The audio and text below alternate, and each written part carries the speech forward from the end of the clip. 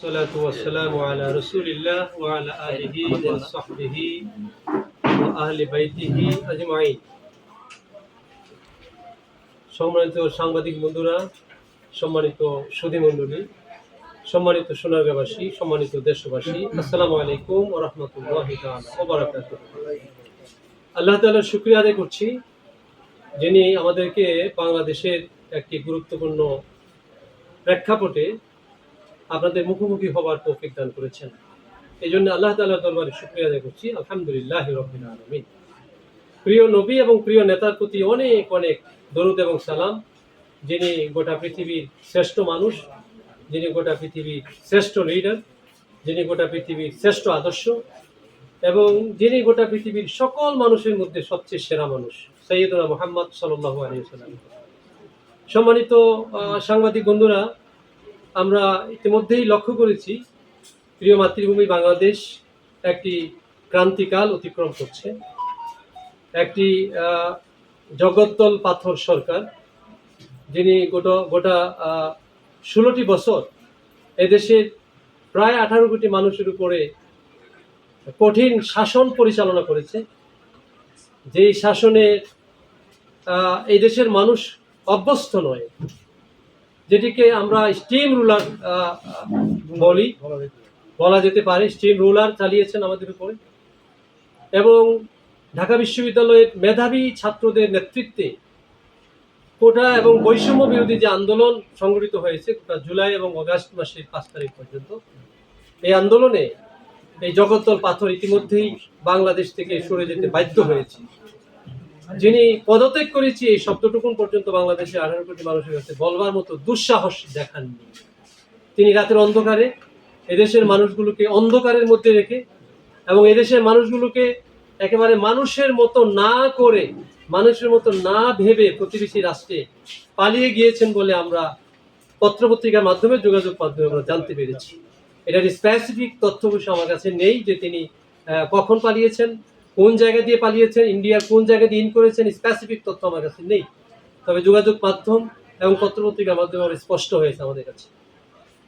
শেখ হাসিনা আমাদের দেশ থেকে পালিয়ে যাওয়ার পরে অত্যন্ত দুর্ভাগ্যক্রমে আমরা যে জিনিসটি লক্ষ্য করছি, আমাদের দেশে অনেকগুলি ভিন্ন ধর্মের মানুষ বসবাস করে, হিন্দু, বৌদ্ধ, খ্রিস্টান ইত্যাদি ইত্যাদি। এই যারা আমরা তাদেরকে অবশ্য সংখ্যালঘু বলি, আমি পার্সোনালি সংখ্যালঘু শব্দটাকে পরিত্যাগ করতে চাই। তারাও আমাদের মতোই এদেশের নাগরিক। হিন্দু ভাইয়েরা, হিন্দু বোনেরা, খ্রিস্টান ভাইয়েরা, খ্রিস্টান বোনেরা, যারা অন্য ধর্মের অনুসারী, তারাও আমাদের মতো মানুষ।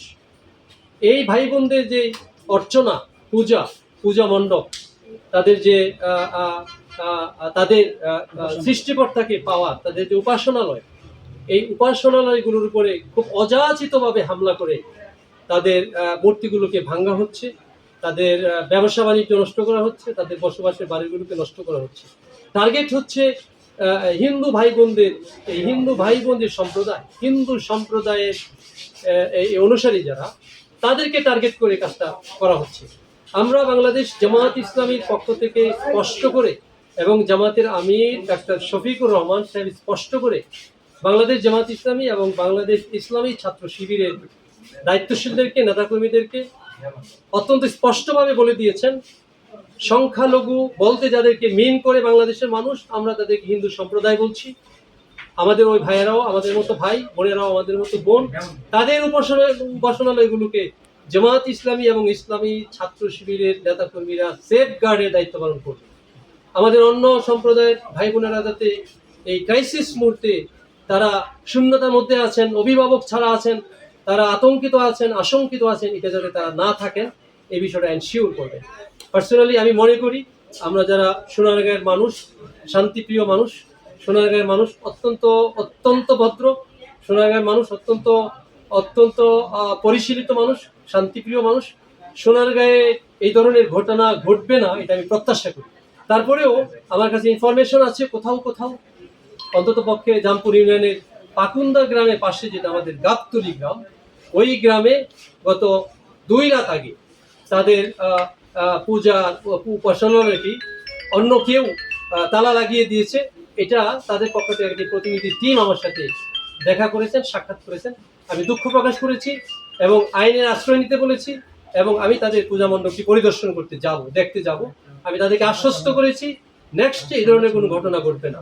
স্পষ্ট করে বলছি আপনাদের মাধ্যমে, সেটি হলো আমাদের এই ভিন্ন মতাবলম্বী ভাই বোনদের উপাসনালয়ে যারা আঘাত করতে যাবে, যারা ক্ষতিগ্রস্ত করতে যাবে, ডেস্ট্রয় করতে যাবে তাদের উপাসনালয়, আমরা স্পষ্ট করে বলছি তিনি যিনিই হন, তিনি যত ক্ষমতার অধিকারী হন, তার হাত যত লম্বাই হোক, আমরা তাদের হাতটি গুটিয়ে দিব, তাদের হাতটি ঘুরিয়ে দিব। আমাদের অন্য ধর্মের বন্ধুদেরকে আমাদের সাথে জীবনযাপন করার মতো স্বাভাবিক প্রক্রিয়া যাতে কন্টিনিউ হয়, এটিকে জামায়াতের পক্ষ থেকে, ইসলামী ছাত্র শিবিরের পক্ষ থেকে এনশিওর করা হবে ইনশাআল্লাহ। Thank you very much. আরেকটু প্রশ্ন হলো,